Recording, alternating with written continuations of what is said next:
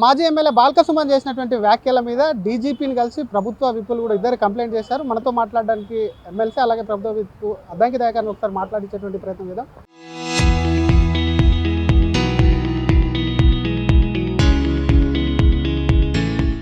Sir, ఆయన ఇందాక మాట్లాడారు, మీరు మొత్తం వక్రీకరించారన్నారు. వక్రీకరించి డీజీపీకి ఇచ్చారా లేకపోతే ఒరిజినల్ మాటలు డీజీపీకి ఇచ్చారా? ఆయన వక్రీకరించిండు అనేది మీరే అంటుండ్రు కదా.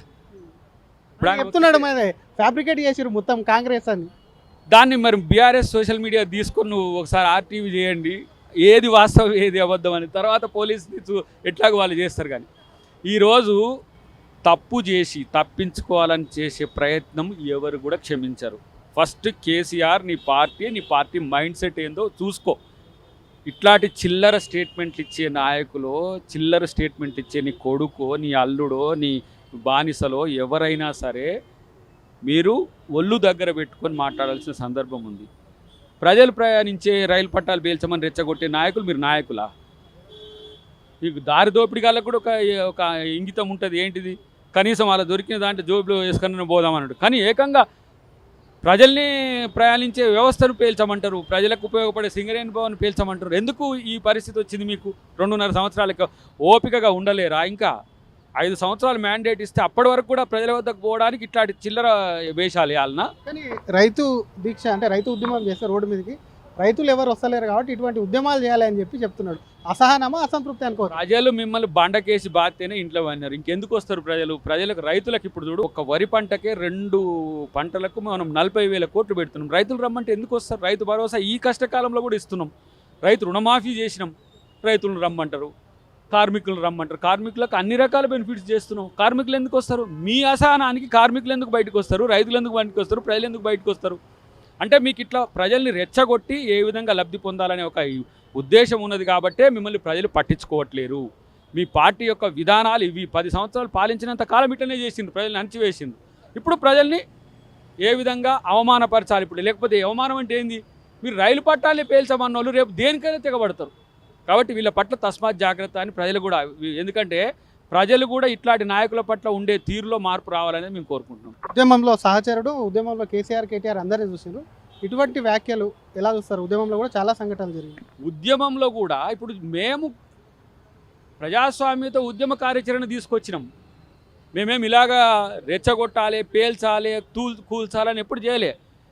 దేశం మొత్తం తెలంగాణ వైపు చూస్తున్నా కూడా తెలంగాణ పరిణితి చెందిన ప్రజాస్వామ్యయుతంగా వ్యవహరించింది. కానీ ఇగో ఇట్లాంటి చిల్లర వేషాలు వేసే పరిస్థితి వచ్చినప్పుడు ఇంకెవరేం చెప్తారు? ఎవరు ఎందుకు బేర్ చేయాల్సిన అవసరం? పార్టీ వ్యాఖ్యలు, పార్టీనే అది. ఇలా సుమన్ మాట్లాడిన తప్పని చెప్పగలుగుతాడా కేసీఆర్? చెప్పమనండి. అప్పుడు కేసీఆర్ని మనం ఏం అనలేం. కేటీఆర్, హరీష్ రావు మంచిగా మాట్లాడినని చెప్పి సంకలు గుద్దుకున్నారు అనుకో, మీరు దొంగలే కదా. ఇట్లాంటి వాటిని ప్రోత్సహించే పరిస్థితి ఉంటే మీరు కూడా గదే స్థాయి నాయకులుగా మిమ్మల్ని చూడాల్సి వస్తుంది. సార్, ఆయన ఇందాక మాట్లాడారు, మీరు మొత్తం వక్రీకరించారన్నారు. వక్రీకరించి డీజీపీకి ఇచ్చారా లేకపోతే ఒరిజినల్ మాటలు డీజీపీకి ఇచ్చారా? ఆయన వక్రీకరించిండు అనేది మీరే అంటుండ్రు కదా. చెప్తున్నాడు మరి ఫ్యాబ్రికేట్ చేసిరు మొత్తం కాంగ్రెస్ అని. దాన్ని మరి బీఆర్ఎస్ సోషల్ మీడియా తీసుకొని నువ్వు ఒకసారి ఆర్టీవీ చేయండి, ఏది వాస్తవం ఏది అబద్ధం అని. తర్వాత పోలీసులు ఎట్లాగో వాళ్ళు చేస్తారు. కానీ ఈరోజు తప్పు చేసి తప్పించుకోవాలని చేసే ప్రయత్నం ఎవరు కూడా క్షమించరు. ఫస్ట్ కేసీఆర్, నీ పార్టీ మైండ్ సెట్ ఏందో చూసుకో. ఇట్లాంటి చిల్లర స్టేట్మెంట్లు ఇచ్చే నాయకులు, చిల్లర స్టేట్మెంట్ ఇచ్చే నీ కొడుకో, నీ అల్లుడో, నీ బానిసలో ఎవరైనా సరే మీరు ఒళ్ళు దగ్గర పెట్టుకొని మాట్లాడాల్సిన సందర్భం ఉంది. ప్రజలు ప్రయాణించే రైలు పట్టాలు పేల్చమని రెచ్చగొట్టే నాయకులు మీరు నాయకులా? మీకు దారి దోపిడిగాలకు కూడా ఒక ఇంగితం ఉంటుంది. ఏంటిది?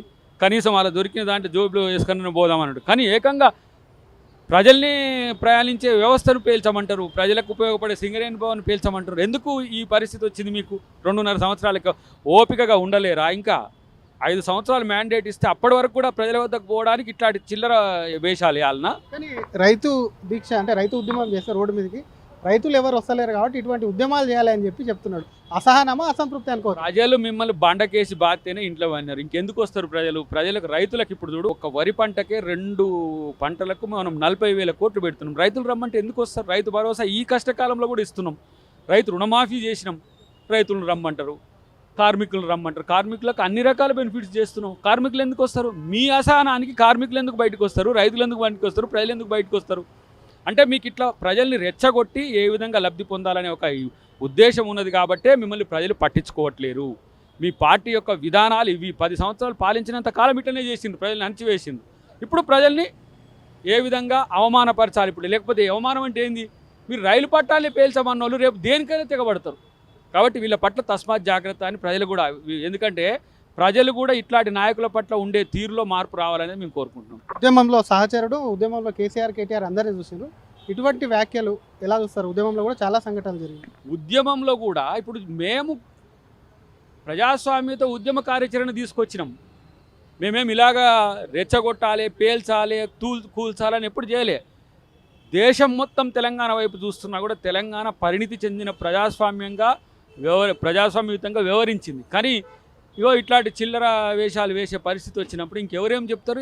ఎవరు ఎందుకు బేర్ చేయాల్సిన అవసరం? ఆయన వ్యాఖ్యలనా ఈ పార్టీ వ్యాఖ్యలనా? పార్టీనే అది.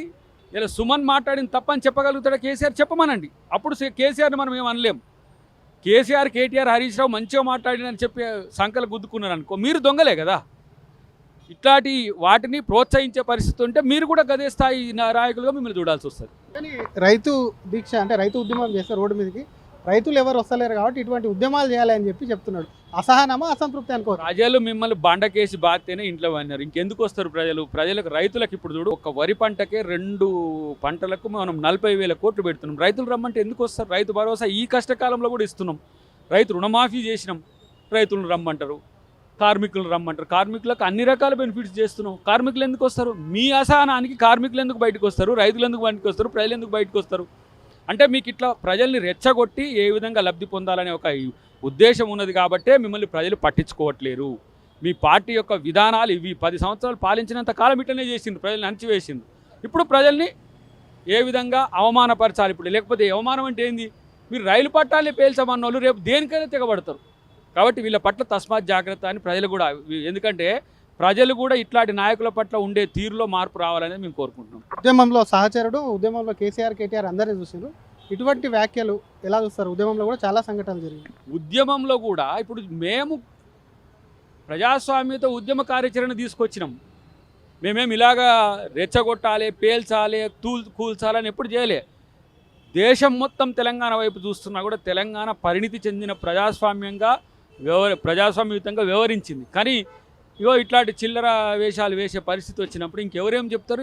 ఎవరు ఎందుకు బేర్ చేయాల్సిన అవసరం? ఆయన వ్యాఖ్యలనా ఈ పార్టీ వ్యాఖ్యలనా? పార్టీనే అది. ఇలా సుమన్ మాట్లాడిన తప్పని చెప్పగలుగుతాడా కేసీఆర్? చెప్పమనండి. అప్పుడు కేసీఆర్ని మనం ఏం అనలేం. కేసీఆర్, కేటీఆర్, హరీష్ రావు మంచిగా మాట్లాడినని చెప్పి సంకలు గుద్దుకున్నారు అనుకో, మీరు దొంగలే కదా. ఇట్లాంటి వాటిని ప్రోత్సహించే పరిస్థితి ఉంటే మీరు కూడా గదే స్థాయి నాయకులుగా మిమ్మల్ని చూడాల్సి వస్తుంది. ఇది అసలు బాల్క సుమన్ చేసిన వ్యాఖ్యలు కాదు, ఈ పార్టీ చేసిన వ్యాఖ్యలు అంటూనే గతంలో కూడా ఇదే విధంగా ప్రజలు ఎవరు కూడా అలా చీత్కరిస్తున్నారు, ప్రజల ఆస్తులు ధ్వంసం చేస్తారు. ఇటువంటి వ్యాఖ్యలు చేయాల్సి వచ్చింది కాబట్టి డెఫినెట్గా కేసీఆర్, కేటీఆర్ వ్యాఖ్యలే అంటూ కూడా డీజీపీని కలిసాం, ఫిర్యాదు ఇచ్చాం అని చెప్పి కూడా ఆ మండలి విప్పు అలాగే ఎమ్మెల్సీ అద్దంకి దయాకర్ అంటున్నారు. కెమెరామెన్ మొదతో శ్రీధర్, RTV, హైదరాబాద్.